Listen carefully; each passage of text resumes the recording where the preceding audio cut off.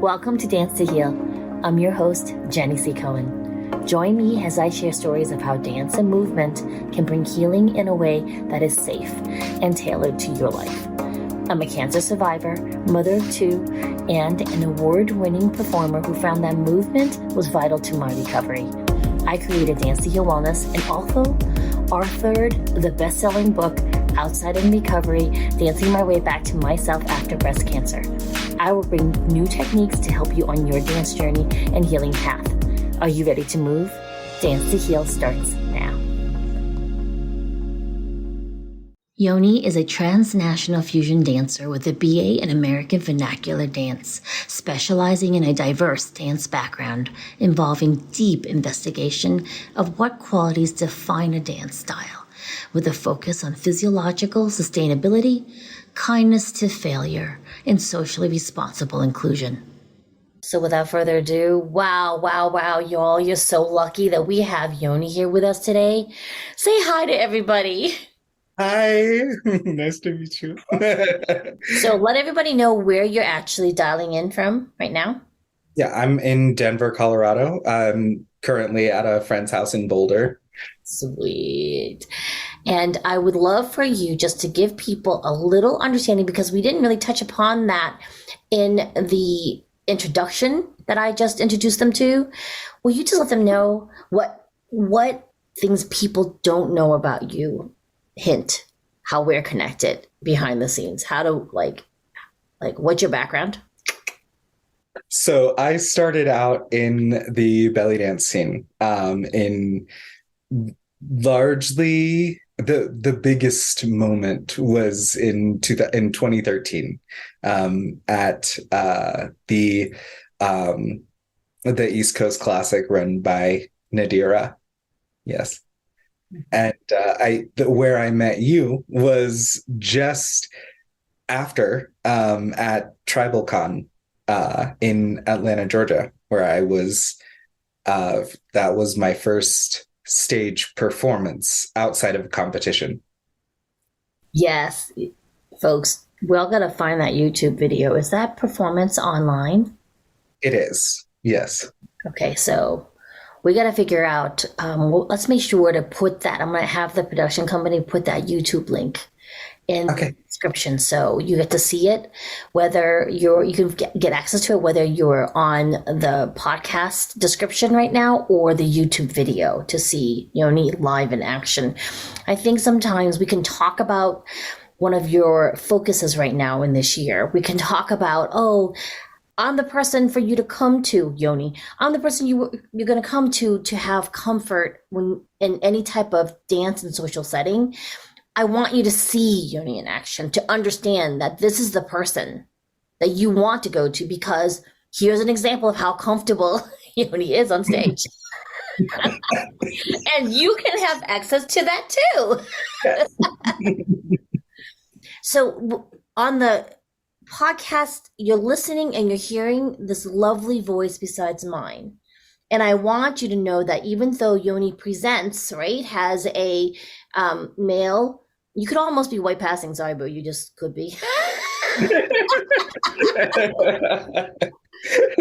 Just with a little bit of a darker tan today, right? Cultural origin background. So my mom is Trinidadian. And my dad is from New Jersey, but his mom is Czech and his dad is Irish. And I was brought up in almost exclusively Taiwanese and Jewish families, and am Jewish myself. I'm a Jew by choice, so this is why, family, I have this magnificent soul on my episode today, and I'm so honored we could get him to come to my schedule because you're really talking about a person that has had multiple experiences on different levels. So when we go into a little bit more of what Yoni does, you're going to understand the layers with which he is asking you to look at things, because he has had a layered life. All right. So tell us about what you This episode is called Rhythmic Resonance. And what does that mean? Dance is an empathetic practice. It does require both the ability to understand what other people are trying to communicate to you and be able to turn that around, incorporate that, and learn how to communicate that back to other people. I've had experiences with failing on both sides of that, and I've had experiences with dramatic success on both sides of that. And at the end of the day, what has created the success was empathy. And where the terminology of rhythmic resonance comes from is this idea that by listening to the music of a people and participating in their art alongside them, you can come to a point of comfort, not necessarily a point of exceptional proficiency, but an ability to participate alongside that group of people, regardless of whether it is a subculture within your own culture or whether it is another culture. At the end of the day, if you approach it from an angle of allowing their music and their movement to affect you, then as opposed to coming to the table with an assumption of knowledge, you enable greater participation from yourself. I love that. I love that. And let's be clear, everybody, we are all human. We all react to music and vibrational frequencies similarly because we're all made of the same substance, like water. We all have water. It all resonates to vibrations. So even though oftentimes we may not understand on a conscious level, we're asking you in this episode to connect on an unconscious level. And that's a skill though, isn't it, Yoni? Like, it's not that easy to be intuitive with allowing our bodies to take over and respond to music. Because oftentimes we do have this cultural conditioning we have to break out of. Yes. And it involves, like, on a personal level, it involves the idea of letting go of what you think you know. Yes. Because, for example, I have taken a bunch of classes in Egyptian cabaret styles, for example.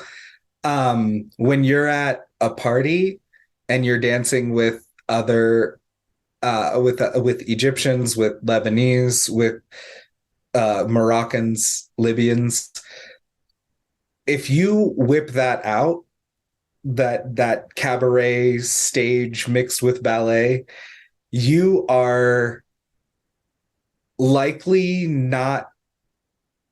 you're not going to face criticism. People will still, vibe with you and they will still appreciate you, but you're also not going to have as much fun. You're going to have a little bit less connection.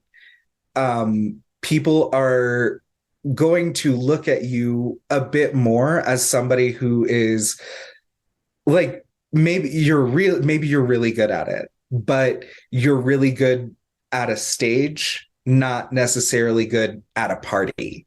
And it kind of lessens your capacity for connection with other people, because it's the same idea as going to a pool party as a supermodel. Everybody else is like, it's not that you aren't able to empathize with other people. It's not that you aren't able to or that you think you're better than everybody else, but the way that you've been taught to participate in that setting isn't in a way that's designed to connect with people who are doing the same thing as you.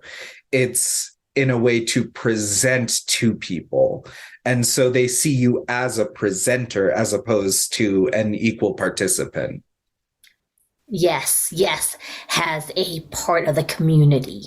Correct. You're Yeah. accidentally. I don't think people do it on purpose unless they haven't worked on themselves, right? And they're more comfortable being a presenter or a performer in a party setting. Here's the thing, we're a lot of times we forget there's a central aspect to community social dance, which is connection.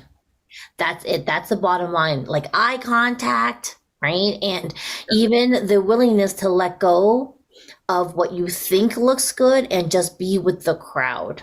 Because no one's scoring you similar to when you're on a stage. When we're in a commuting setting, even because there are nightclubs that I've been to in Vegas where there's a belly dancer performer who is all a bling, right? Mm-hmm. And then there are the people who are watching her and they get so excited with the song and they get up and they're dancing. And it's this wild freedom, this connection with life that the dancer does not show. I don't even think she's allowed to show. You know, there's an aspect to it, especially here.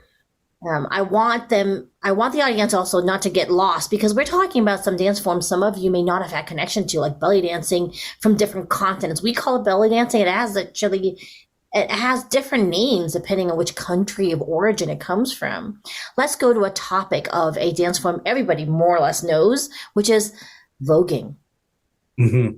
Tell us kind of, if someone wanted to go to Vogue, Mm-hmm. what does that mean to them? We know voguing from Madonna's video if you're old enough. What's the context now in this year, 2024? So the Vogue for a while was on the surface in popular culture somewhat divorced from its original context, which has been contiguous the entire time and has evolved like on its own separate from what popular culture understands about it. It is it's typically referred to as the ballroom scene uh, because that's just the name that was chosen for it. It is a ball, it is a gala, it is opulence. Accessible opulence is the idea of it, that your own skill with the clothes you make, the makeup you put on, the movements you perform is what earns you your place in the ballroom scene, not your access to good producers or expensive photographers or a supermodeling coach. Like your ability to participate, to structure the sentence, quote unquote, of a set of movements to communicate something in ballroom is what earns you your place there. You can try and study it in isolation all you want, but at the end of the day, if what you do is not how it is done, then that will indicate to the people around you that you haven't earned your place. And that is where you'll face some pushback from in your participation. You will experience people telling you, like, I'm sure you thought that what you did was great, but here's why it wasn't. Well, the beauty of these type of communities, right? So we're talking about extremely different things. In a Middle Eastern community, they'll still dance with you. There won't be that connection. If you go to a more American ballroom scene of voguing, particular vocabulary, right? Mm-hmm. They'll let you know pretty quickly that you have overstepped your assumption of what you thought it was, because they're very protective and a loving community as long as you're following the guidelines that have been established by that community. You're going to be someone that if someone ever wanted to experience the ballroom scene, right, without accidentally, inadvertently making a mistake. They won't shame you. Let's be clear on this. They will tell you pretty quickly. Yes. We don't do Yeah. that here. They won't let you embarrass yourself. That's it. But they also will tell you you're not ready for what you're trying to do. Yes, yes. And I love that. Here's the thing, though. It doesn't mean that we're saying you can't dance naked at home all you want, folks, right? So that's a delineation, because earlier, before I hit the record button, folks, we were having a whole conversation about the understanding of music has related to your body and how you perceive. We opened it up with Yoni explaining to you that dance is, you want to embody the dance so that if someone were visually watching you, they could almost see and hear through their eyes the music that you're hearing and putting back out to them. That's the way we've always studied, Yoni and I. That's why we have this connection. We love to storytell according to the music that we're being influenced by, right? And I love how that relates back to the rhythmic resonance, because part of your healing, my wonderful audience, part of your healing is to move. It is absolutely essential. Yoni, how does the audience get in touch with you? Because it's going to be important if they're nodding to this entire conversation you and I are having. What do they do? Like, how do they move beyond that, you know? Yes. So a good way to get in touch with me is sending me a message on Instagram. It's yoni.biye on Instagram. And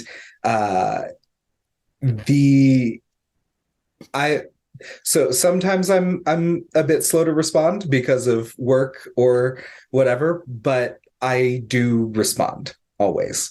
That's a very important thing to me, especially when I hear like genuine requests for self-improvement, for empathetic connection. Those are the things that will really tell me that somebody is looking to become more of a, I don't really like the way the term has been used, but global citizen. Like, see everyone as part of your community in whatever way they are able to. Yes, yes, yes, because when this episode comes out, it'll be quite some months, and who knows what else will have happened on a global level. I want to be clear that you can look up Yoni, Yoni, and the second part of his name is spelled Biye. Okay? Yes.